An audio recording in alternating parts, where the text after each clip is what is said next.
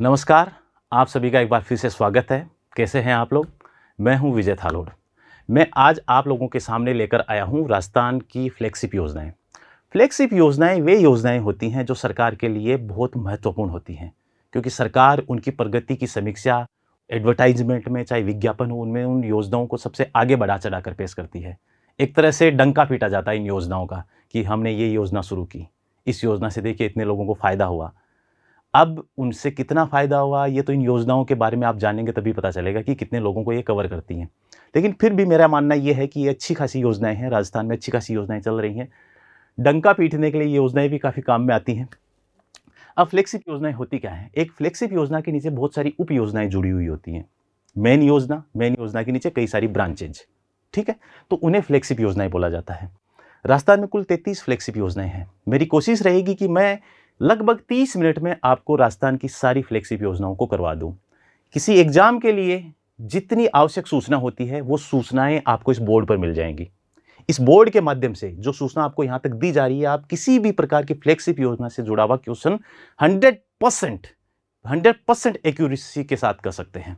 मैंने इस वीडियो को लगभग 2 भागों में बांटने की कोशिश करी है। एक दूसरा पार्ट जो है वो मैं अगली बार या फिर कल या फिर उसके अगले दिन फिर से आऊंगा। आज हम इस वीडियो को थोड़ा छोटा रखेंगे और तब तक हम आदि फ्लैगशिप योजनाओं के बारे में जान लेंगे।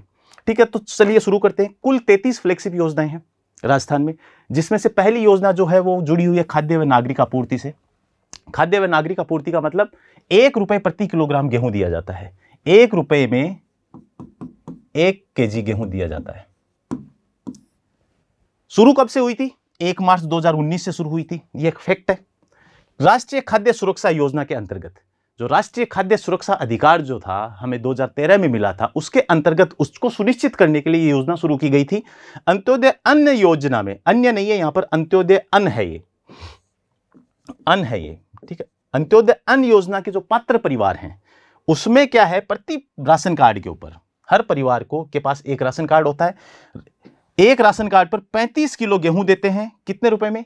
1 रुपए 1 की जगह, यानी कि 35 किलो गेहूं कितने, 35 केजी गेहूं कितने में? 35 रुपए में, ठीक है। दूसरा जो सेगमेंट है इसका, बीपीएल परिवारों को के प्रत्येक सदस्य को 5 केजी, एक आदमी को 5 केजी दिया जाता है 5 रुपए में, यानी कि 1 रुपए 1 केजी। बीपीएल के परिवारों के प्रत्येक सदस्य को 5 केजी गेहूं दिया जाता है, लेकिन 1 रुपए की दर से, ठीक है। यह हो गई पहली योजना। दूसरी है चिकित्सा स्वास्थ्य और परिवार कल्याण से जुड़ी हुई, जिसमें शुद्ध के लिए युद्ध अभियान। बहुत सारी मिलावटें हैं आजकल के जो सामान हैं, खाने पीने के जो सामान है उनमें मिलती है, तो राजस्थान सरकार इस बात के लिए प्रतिबद्ध है कि हम आपको सुरक्षित व शुद्ध खाद्य या पेय उपलब्ध करवाएंगे। उसके लिए युद्ध स्तर पर काम शुरू किया जाएगा, जो 26 अक्टूबर 2020 से शुरू की गई थी, खाद्य पदार्थों में मिलावट को रोकने के लिए, ठीक है। इसमें इससे ज़्यादा आपके लिए जानने के लिए कुछ नहीं है, इससे ज़्यादा आपको ज़्यादा हेडेक में नहीं लेनी है। हमें पीएचडी नहीं करनी, हमें कंपटीशन से मतलब है, एग्जाम हमारा निकलना चाहिए, एग्जाम में सवाल सही होना चाहिए। पीएचडी करने के लिए वो लोग बैठे हुए हैं, ठीक है, उनका काम सिर्फ रिसर्च करना है, तो वो रिसर्च की फील्ड अलग है। हमारा यहाँ पर काम इतना है कि हम कंपटीशन में इससे जुड़ा हुआ अगर कोई सवाल आए तो हम उसे सही करें, ठीक है। बाद में अगला है निरोगी राजस्थान अभियान। निरोगी का मतलब कि स्वास्थ्य से जुड़ी हुई है, निरोगी होने चाहिए भारत में राजस्थान के लोग। 18 दिसंबर 2019 से शुरू की गई थी। सभी नागरिकों के लिए स्वास्थ्य सेवाएं उपलब्ध करवाई जाती है। इसमें क्या क्या है? मौसमी संचारी रोग, वे रोग जो कि एक आदमी से दूसरे व्यक्ति में फैलते हैं, वे वाले रोग। असंक्रामक रोग, असंक्रामक यानी कि वे रोग जो कि किसी दूसरे व्यक्ति में नहीं फैलते, उन रोगों को भी ये कवर करती है। उसके अलावा जनसंख्या नियंत्रण से जुड़े हुए कार्य भी इस योजना के तहत किए जाते हैं। टीकाकरण जैसे काम भी इसके तहत होते हैं। ड्रग सेवन, शराब इत्यादि से जुड़े भी होते हैं, और प्रदूषण से रिलेटेड कोई भी प्रयास है वो भी इसके तहत किए जाते हैं। 3 योजनाएं हो गई। चौथी योजना मुख्यमंत्री निःशुल्क निरोगी राजस्थान योजना, ये 1 मई 2022 से शुरू की गई थी, ठीक है। इसमें 2 उप योजनाएं शामिल हैं। 4 की जगह मैं 5वां नंबर इसको भी दे सकता था और 6ठा नंबर इसको भी दे सकता था। कुल 33 हैं। आपको लास्ट में कंफ्यूजन होगा कि क्योंकि टोटल हमारी स्लाइड में 31 योजनाएं हैं, उसमें से 2 योजनाएं हमने यहां पर मर्ज कर दी हैं, ठीक है। इसमें 2 योजनाएं हैं सम्मिलित हैं। कौन सी? पहली मुख्यमंत्री निःशुल्क दवा योजना। इसमें आवश्यक दवा सूची के तहत आने वाली लगभग 1594 दवाएं शामिल हैं। 1594, ये फैक्ट आप ध्यान रखिएगा, 1594 दवाइयां शामिल हैं, ठीक है। उसके बाद 928 सर्जिकल आइटम, काटा पीटी करने के लिए, या फिर जो छुरी कांटा जो आदमी के जो शल्य चिकित्सा की जाती है, सर्जरी की जाती है, उसमें जो काटने के लिए जो इस्तेमाल होती हैं उस टाइप की, और 185 टांके इसमें शामिल हैं। दूसरा जो सेगमेंट है इसका मुख्यमंत्री निःशुल्क जांच योजना, इसके तहत निःशुल्क तरीके से इंडोर तथा आउटडोर जो भी हैं वो सारी निःशुल्क जांच की जाती है, और लगभग करोड़ों, यानी इसका डेटा है कि लगभग 3 करोड़ लोगों को इसका फायदा मिला है। ठीक है, 6 योजनाओं तक हम पहुंच चुके हैं। 5वीं योजना या फिर 7वीं योजना 1 मई 2021 से लागू हुई थी। कौन सी? मुख्यमंत्री चिरंजीवी स्वास्थ्य बीमा। काफी फेमस योजना है। इस बार इसका बजट जो है, इसके अंदर जो सीमा है वो 25 लाख रुपए कर दी गई है प्रति परिवार। ठीक है, पुराना डेटा है। जो इकोनॉमिक सर्वे में जो योजनाएं बताते हैं ये पिछले साल के बारे में आपको डेटा देता है, जबकि बजट में जो घोषणाएं होती हैं वो आगे आने वाले साल के लिए होती है, तो इसलिए अपडेटेड नहीं है। अगर आगे से अगर आपको ऐसा मिलता है तो अभी तक तो ऑफिशियली डाटा यही है। जिस दिन से शुरू हो जाएगा उस दिन बजट वाली बात सही होगी। ठीक है, राज्य की पूरी आबादी को स्वास्थ्य बीमा कवरेज मिलता है। निजी एवं सरकारी दोनों अस्पतालों में ये इसके तहत बीमा उपलब्ध है। लाभार्थियों की पहचान जो है सामाजिक आर्थिक जनगणना के तहत, ये जो 2011 में जो सामाजिक आर्थिक जनगणना हुई थी उसके तहत लाभार्थियों की पहचान की जाती है।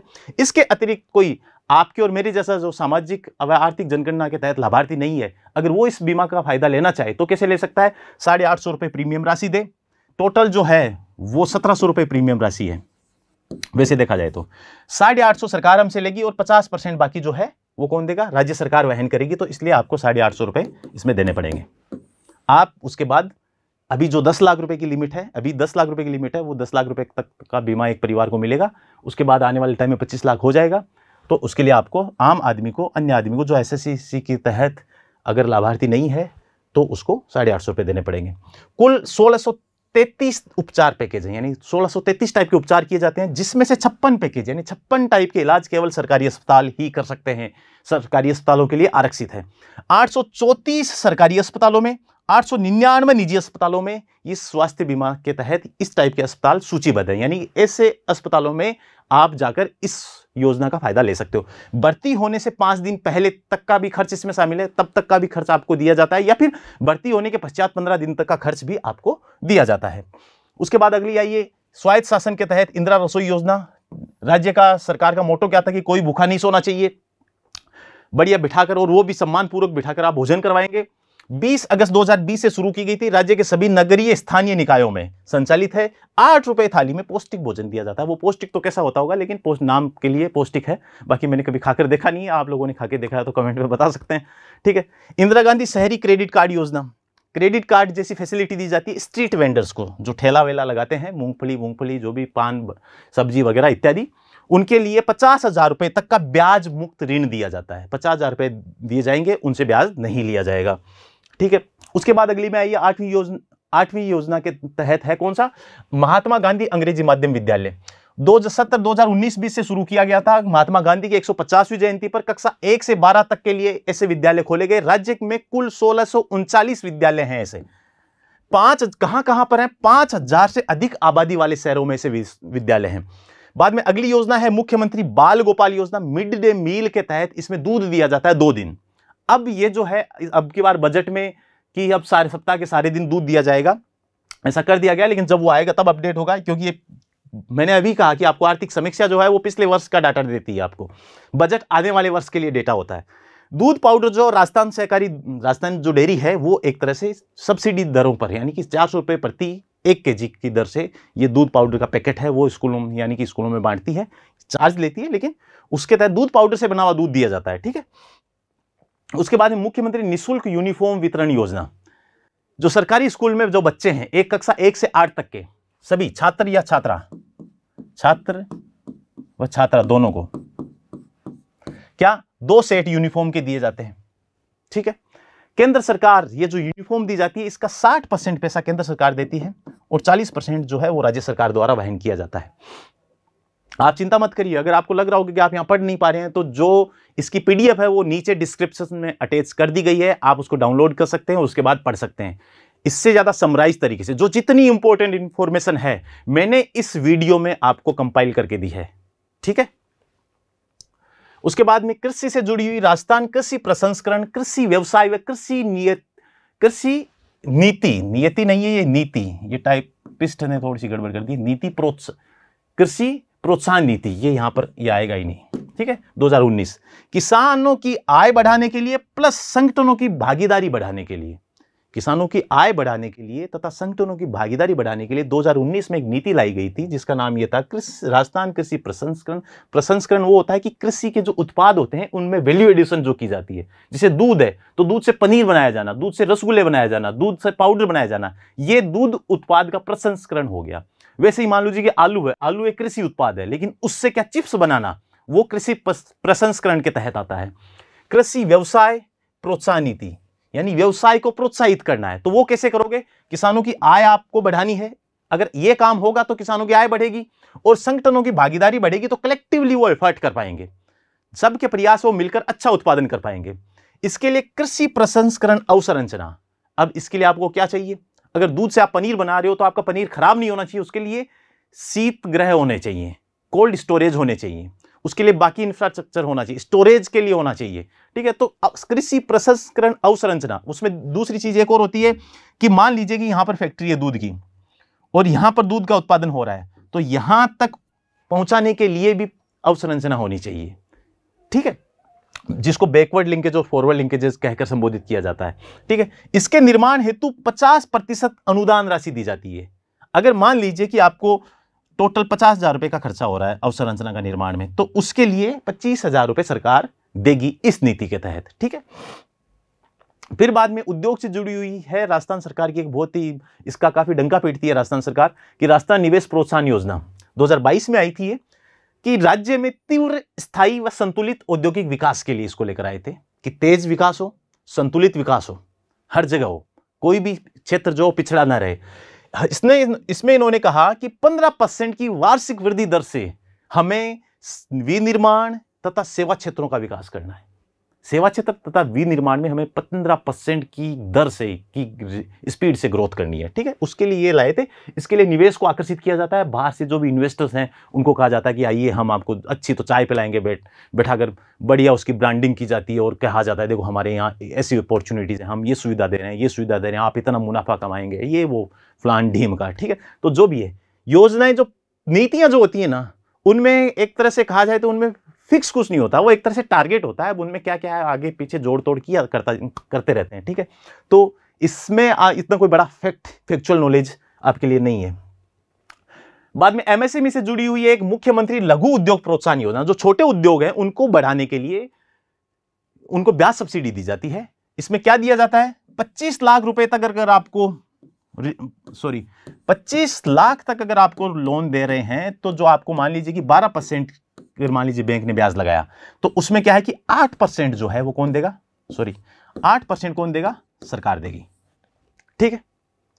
कहने का मतलब कि 8% ब्याज में सब्सिडी, जितना ब्याज लग रहा है उसमें 8% ब्याज सब्सिडी मिल रही है, तो यानी 8% जो है वो सरकार दे रही है। अगर 25 लाख से 5 करोड़ तक का लोन आपको मिल रहा है छोटा उद्योग शुरू करने के लिए, उसमें 6% सब्सिडी यानी 6% सरकार दे रही है। 5 करोड़ से 10 करोड़ तक 5% सरकार दे रही है। इस योजना में यह है, ठीक है। फिर उसके बाद में है राजस्थान एमएसएमई अधिनियम 2019, facilitation of establishment and operation, यानी कि फैसिलिटेट करने के लिए, स्थापना करने के लिए और संचालित करने के लिए अधिनियम लाया गया था 2019 में कि वेब पोर्टल पर अगर कोई एमएसएमई आवेदन करता है तो उसके पश्चात एमएसएमई को सभी कानूनों के तहत, जो भी कानून हैं, बहुत सारे उद्योगों को कानूनों की अनुपालना करनी होती है, जैसे श्रम कानूनों की अनुपालना हो गई, रजिस्ट्रेशन से रिलेटेड हो गई, ऑडिट से रिलेटेड हो गई, तो उसके बाद अनुमोदन तथा निरीक्षण से छूट दे दी गई है। एमएसएमई जो है वो छोटे उद्योग होते हैं, तो इनको आगे बढ़ाने के लिए कि आपको इस तरह का झंझट पालने की जरूरत नहीं है, हम आपको सुरक्षित कर रहे हैं कि फालतू में आपको परेशान नहीं किया जाएगा। एमएसएमई इकाई को एक लेटर ऑफ इंटेंट जारी कर दिया जाता है कि उससे आप तो हमें बस ये दे दो, बता दो कि तुम किस उद्देश्य से और किस चीज का उत्पादन कर रहे हो, और तुम किसी भी तरीके से गलत तरीकों का इस्तेमाल नहीं करोगे, या फिर मिलावटी चीजों का, या फिर कोई गलत वस्तु का उत्पादन नहीं करोगे, गलत तरीके से नहीं करोगे, सही से काम करोगे, बस आप तो इतना कह दो, बस इतना ही काफी है, ठीक है, इस अधिनियम के तहत। फिर उसके बाद में कौशल रोजगार उद्यमिता से जुड़ा हुआ है मुख्यमंत्री युवा संबल योजना, यानी कि युवाओं को संबल देना है। किस लिए? पुरुषों को, अगर कोई बेरोजगार है तो, खूब बहुत सारे बेरोजगार हैं, राजस्थान में काफी बेरोजगार हैं और पूरे देश में बेरोजगार है, लेकिन 4,000 रुपए पुरुषों को 4,000 रुपए दिया जाएगा, क्या? बेरोजगारी भत्ता। महिला दिव्यांग ट्रांसजेंडर को कितने दिए जाएंगे? 4,500 रुपए, 45 रुपए। कब, कितने दिनों तक मिलेंगे? 2 साल तक मिलेंगे। भत्ता प्राप्त करने के लिए अनिवार्य रूप से, अगर आपको भत्ता चाहिए तो अनिवार्य रूप से आपको 3 माह के कौशल प्रशिक्षण के बाद प्रतिदिन 4 घंटे की इंटर्नशिप करनी पड़ेगी। घर बैठे बैठे नहीं मिलेगा। 3 महीने तक आपको हर दिन 4 घंटे इंटर्नशिप करनी पड़ेगी कहीं पर। यानी सरकार को लगना चाहिए कि आप बेरोजगार न रहने के लिए, रोजगार प्राप्त करने के लिए कोशिश कर रहे हो। ठीक है, यह मुख्यमंत्री युवा संबल योजना हो गई। फिर उसके बाद में अगली है जन आधार योजना, आयोजना विभाग की है। 18 दिसंबर 2019 से शुरू हुई थी। ठीक है, परिवार में सदस्यों को एक कार्ड, एक नंबर और एक पहचान के तर्ज पर यह शुरू की गई थी। प्रत्येक परिवार को, यानी हर परिवार को 10 अंकों की एक पहचान संख्या मिलती है और हर सदस्य को 11 अंकों की एक पहचान संख्या दी जाती है। जन आधार प्राधिकरण अधिनियम आया था, उसके तहत जन आधार प्राधिकरण की स्थापना की गई है, जो कि जन आधार अधिनियम के तहत जो डाटा है उसका पर्यवेक्षण करता है, उसकी निगरानी करता है और कोई भी जो फैसले होते हैं, निर्णय, यानी उसके क्रियान्वयन के लिए जो अपेक्स बॉडी है वो जन आधार प्राधिकरण है, जिसकी स्थापना जन आधार प्राधिकरण अधिनियम 2020 के तहत स्थापित किया गया था। और फिर उसके बाद में सूचना और प्रौद्योगिकी व संचार से क्या है, जन जुड़ा हुआ क्या है, जो जन सूचना पोर्टल। इसमें क्या है कि जो जितनी भी सरकारी योजनाएं हैं उनकी सूचना के लिए एकल विंडो सिस्टम है। इस पोर्टल पर आप जाइए, राजस्थान सरकार से जुड़ी हुई जितनी भी योजनाएं हैं उनके बारे में आपको जानकारी मिल जाएगी। तो मैं उम्मीद करता हूं कि अब तक आपको जो सूचना दी गई थी वो अच्छे से आपको समझ आई। टोटल कितनी योजनाएं हो चुकी हैं? 17, और बीच में 2 हमने शामिल की थी, यानी कि टोटल 19 योजनाओं के बारे में हम जान चुके हैं। है कितनी? 33। बाकी बची हुई योजनाएं जो है हम अगले वीडियो में देखेंगे। उम्मीद करता हूं कि आपने बहुत अच्छे से समझा होगा। ठीक है, तो अगले वीडियो में फिर मिलते हैं, तब तक के लिए धन्यवाद।